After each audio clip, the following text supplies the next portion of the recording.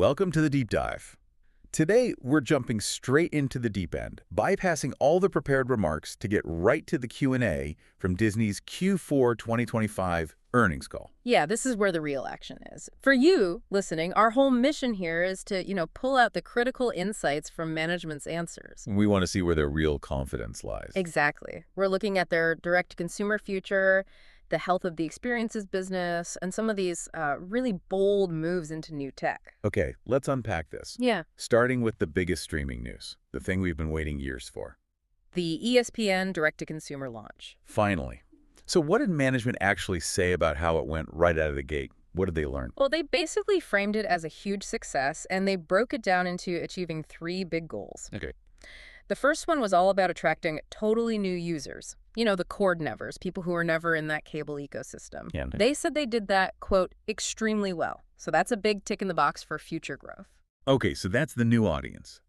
But what about keeping the people they already have, the traditional subscribers? That was goal number 2, deepening engagement with them. And they did that with all these new app features like multi-view, personalized sports centers, live stats. How about bells and whistles? Right. And they said the authentication rates, so existing subscribers actually using this stuff, were very, very encouraging. So it's working as a retention tool, too. It seems to be. And then the third goal was about the superfans. The premium tier. Exactly. Signing up a substantial number of people to their ultimate ESPN product, the Ultra product. That's a huge signal that they can monetize that core audience directly.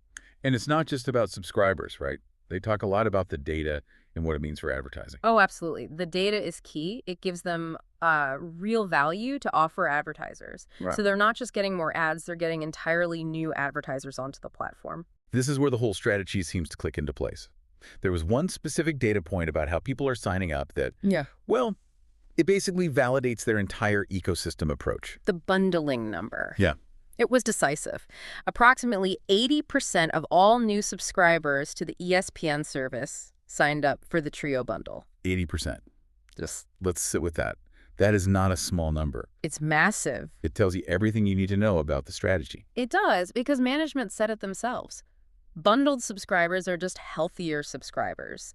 The churn is so much lower than for someone who just has one app. So when 80% of new sports fans choose the stickiest, most valuable option from day one, it completely de-risks the investment. It proves bundling is the way forward. They even said they want to do more external bundling, like with Max, because it just works. Okay, moving from streaming to the company's financial bedrock, the cash flow guidance was strong, but you have to look into the hood a bit, right? You really do, because the reported growth, it looked kind of modest, maybe 7%. Yeah. But that was skewed by the timing of this huge $1.7 billion cash tax payment. So just an accounting thing. Pretty much. If you adjust for that, the real underlying growth in cash flow is up about 28% year over year. 28%? For a company this size, that's explosive. What's driving that? It's 2 things, really. First, just strong operating income growth across the board. The businesses are profitable. But second, and this is crucial, the years of just massive, massive investment in streaming are finally leveling off. And that strong cash flow lets them return a lot to shareholders. A ton. They're doubling share repurchases to a target of $7 billion in 2026, and they're hiking the dividend by 50%. All right, let's pivot to content. The financials look solid, but analysts picked up on some implied softness for the studio in Q1. They did, and management acknowledged it, but they said it's almost entirely down to timing. The new Avatar movie. Yep. Avatar Fire and Ash is landing right at the very end of the quarter, so the impact shifts. But their tone for the rest of 2026 was, and I quote, very bullish. And the slate is. It's just a murderer's row of established IP, isn't it? It really is. I mean, we're talking Zootopia 2, The Mandalorian and Grogu, Toy Story 5, the live-action Moana, Avengers Doomsday. So they're leaning hard into what they know works. They are, and they justify it by pointing out they've had 4 global franchise hits make over $1 billion each in the last 2 years. No other studio can touch that. We have to touch on the YouTube TV dispute. Obviously, they can't negotiate in public. But what did they say about the financial risk? The key thing is that they've already planned for it. They built a hedge into their EPS guidance. So the potential hit is already factored in. It is. They basically assume the fight could drag on. And for them, the math is, they lose the fees from YouTube TV, but they pick up some subscribers who move to other services, so it's not a total loss. Here's where it gets really interesting for me. The vision for Disney Plus itself. It's not just a library of movies anymore. Not at all. What's this roadmap to make it a true super app? So they're calling this the biggest and most significant changes since the 2019 launch. The whole idea is to make Disney Plus the central portal to the entire Disney universe. So, beyond just watching stuff. Way beyond. They're talking about three key things. One, seamless commerce integration. Two, making it an engagement engine for the parks, hotels, and cruises. So you could book a trip inside the app. Potentially, yeah. And third, integrating game-like features. And that's where that big Epic Games agreement really comes into play. It's about deepening that user relationship. While we're on strategy, what about M&A? Is everyone still talking about it? They asked, and management shut it down pretty directly. They said they're really comfortable with the portfolio they've built up, Fox, Lucasfilm, Pixar. So no big moves coming. Their stance was, quote, "We don't need to do anything." They're happy to just let their competitors figure it out. Okay, let's stick with tech. The big one, generative AI. How are they thinking about the risks versus the opportunities? It's a really clear two-pronged approach. On the risk side, protecting their IP is, their word, imperative. They're in talks with AI companies about licensing to make sure they get paid. And on the opportunity side? They see it as a huge driver of efficiency. And not just in, making movies cheaper. They mean in the corporate offices, in data mining, in how they engage with guests and cast members. But the most forward-looking part was about the consumer, about user-generated content, UGC. Absolutely. This was the real jaw-dropper. They said AI tools will let consumers create their own content, especially short-form stuff, right on Disney platforms. Wow. Yeah.